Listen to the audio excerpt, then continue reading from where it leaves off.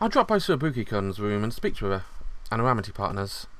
I explained to Sister Basquiat that my investigation has concluded the incident was simply a confluence of several unlucky coincidences.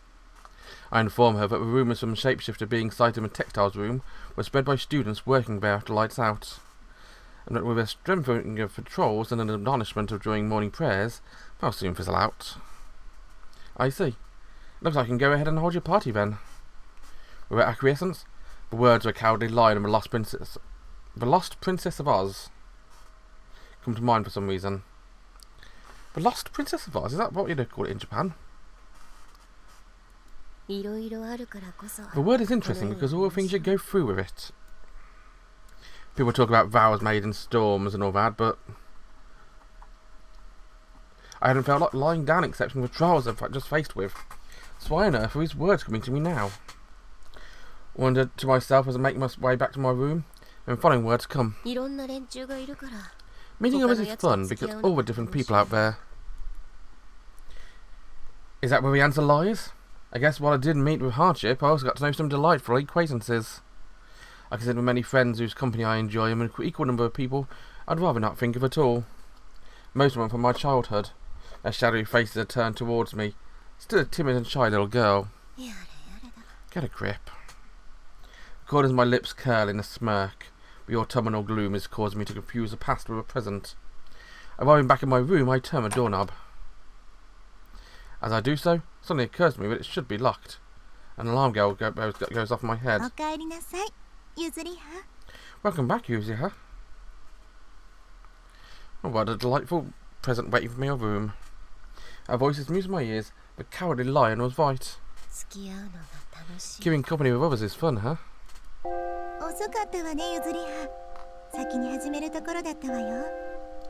You're late, Yuzuriha. I was about to start without you. People can ask her what she means. My gaze lands on my birthday cake on the table, and I understand. I was hoping to surprise you. I'm sorry to break it to you, but that wouldn't have been possible anyway. Would you ever not celebrate my birthday? Her tone's playful, I have to concede which is right. She pours a cup of coffee from a pot she's brought with her and hands it to me. It smells great. It's my special blend. Drink up. After saving the scent for a moment, I take a sip and let the liquid dance over my taste buds. The citric acidity stirs in my sluggish mind. This is La Mesa, isn't it? Neri nods as she drinks her own coffee, then... I'm going to have some of this birthday cake you made for me.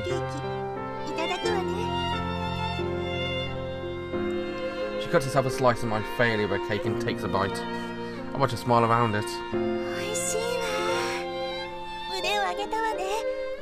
It's delicious, you've really improved.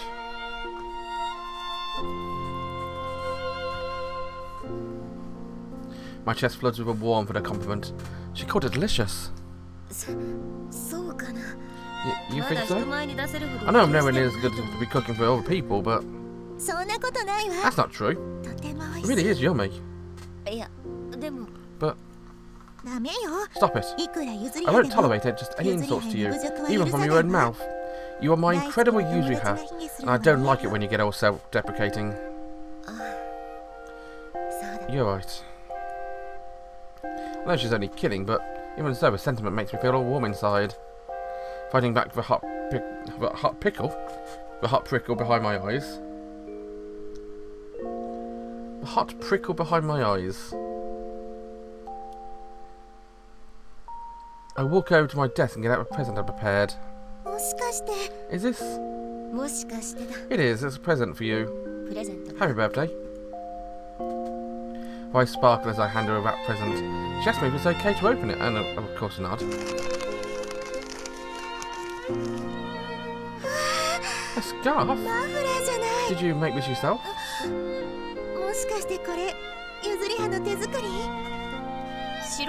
You can tell, huh? I'm so happy. Thank you.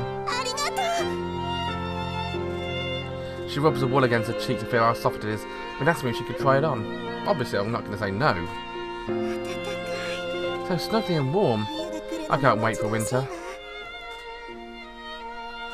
And doesn't she look beautiful in it? I'm really glad you like it so much. How can I not like it? Thank you, Yuzuriha. With a scarf wrapped around her neck, she gives me a twirl. Her honey-coloured hair flares out around her, and her silly antics send another rush of heat from my breast. She flings her arms around me in an instant hug. Feel of her soft, warm body makes my heart ache. You're the best friend ever. That's more of a stab to the heart, isn't it? Pious as a nun, as usual. Her words only push the knife in deeper. I remember that phrase again, Good Samaritan. Ever since we were kids, my Good Samaritan has always been Neriko Mikado. She supported me consistently, weakling when I am. Yeah, that's how it's always been. But reminds me when we were kids. I'm fairly sure you're one always clinging to me in tears. I looked down at her in a carefree smile, and I want to tell her what I feel isn't the pure, decent love of a friend. Feelings I have for you are more carnal. Yes, I love you, Noe. I've never had a sliver of feeling for a boy. I've always loved you. In response to his confession from little old lesbian me. Me too, Yuzuriha. Very warm, cosy room. This pure infection of love, my best friend, shatters me to pieces. Because, you know, it's not what she's truly feeling. That's a nice picture. October 31st.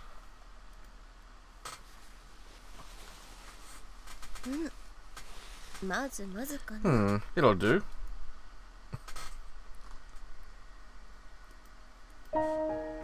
I stand before a mirror in my costume and look over my reflection one last time.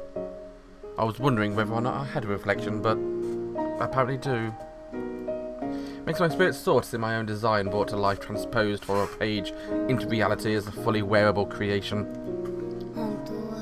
Although, to be honest, I prefer something more feminine.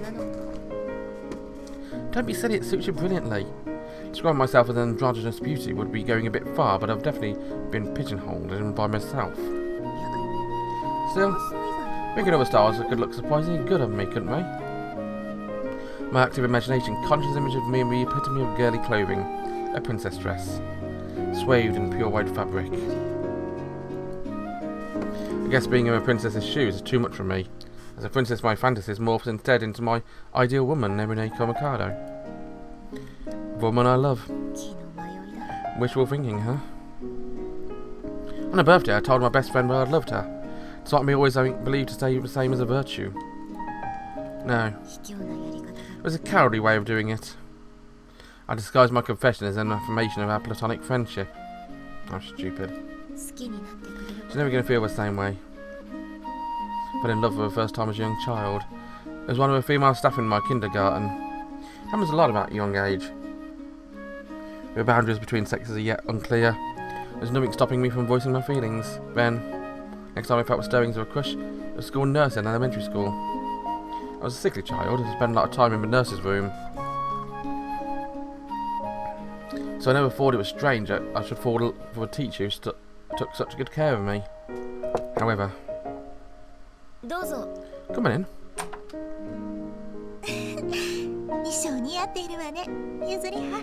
Your costume looks wonderful on you, Yuzuriha. Oh god, what's Neri wearing? I was scattered at the sound of her voice and the stunning sight of her. Let's go make the final preparations for our party starts. That's beautiful and terrifying at the same time. The Halloween party is doubling with dinner. As she said, we should really go put the finishing touches to it, but... What's the matter, Yuzuriha? Oh, nothing. Just distracted by your beauty. Thank you. She twirls on the spot, the skirt of her dress billowing around her. The white of her dress is perfectly complemented by her honey-coloured hair, even with the bloodstains marring it somehow. Doesn't look out of place. As I gazed at a beautiful girl before me, I wondered if it wasn't at all inevitable that I'd go gay. Stop it. You can't keep dragging that up. Part of my mask of president of the Council of Nicaea, of Yuzuriha Yatsushiro. How you find a cape I recommended? The fabric's great and red lining really pops. Check it out. I look like a real Count Dracula, don't you think? I swish for cape and she smiles with agreement, holding up the hem of her dress. She curtsies like a proper lady. Do I look like a proper Victorian lady, a queen? No, I'm sorry, sir, you don't. You look more like a little princess. We're not that old yet, are we? You're right. She puts her hand to her mouth to hide a giggle. With a flourish of my cape, I bow respectfully to the beautiful princess before me. Would you allow me to be honored escorting you to the hall, princess? Yes, I would very much like that. I take her by the hand and lead her to the venue of a Halloween party. Oh, I'm looking forward to see what the other characters are dressed up as. I think I'm looking for a treat, please, girls. Hearing a familiar voice behind me, I slowly turn around. Oh god, what have twins gone with? There, behind me. Zama Sasaki sisters, dressed in costumes reminiscent of Alice in Wonderland. They look up at me impishly.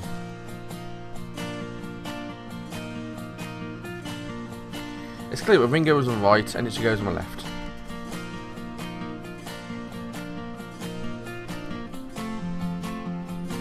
Hang on, let's back up a bit. And finishing up the final arrangements, I declared the Halloween party open. Immediately following my announcement, the gathered students had crowded around me, showering my outfit with compliments. So cute, so pretty, amazing. I responded to all of them with praise and kind until finally wormed my way out, and now...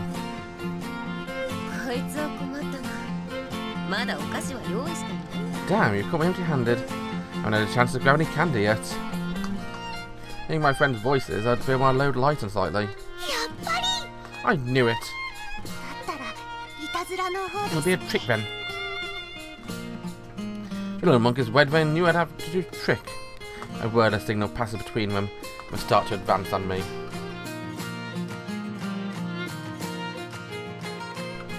But what on earth are they planning? Something terrifying, I'm sure. However, I've learned from my previous experience. Go on then. I'll ask you not to too rough with me. Spread my arms wide, inviting them to do as they will. No fair.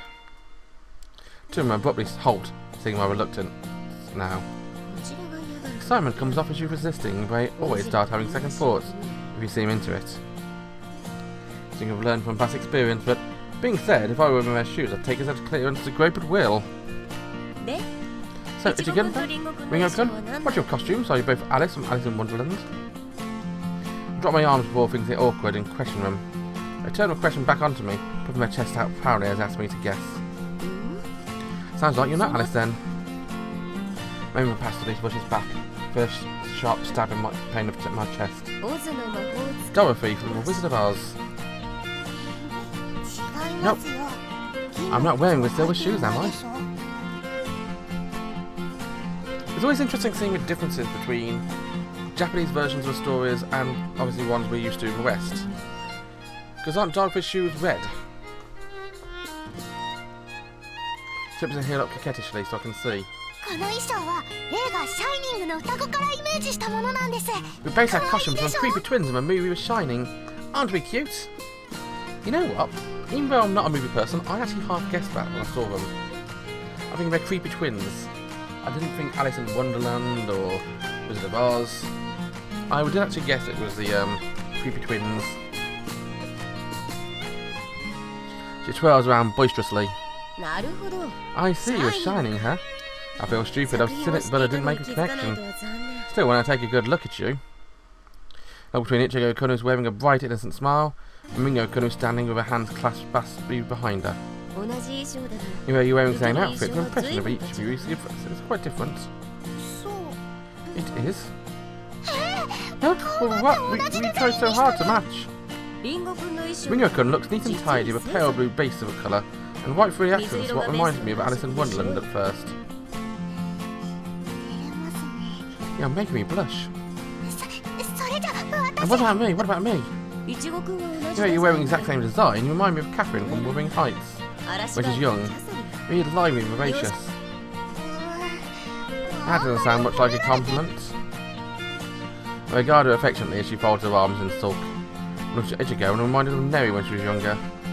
A cheerful and innocent girl I idolised. Complete opposite of me. Here comes trouble. It's like one of Convocation's anecdotes. What? He who shall end the episode shall get hate from reviewers. That's a hell of an anecdote, and it's what I'm going to do now. So I'll catch you next time. Bye bye.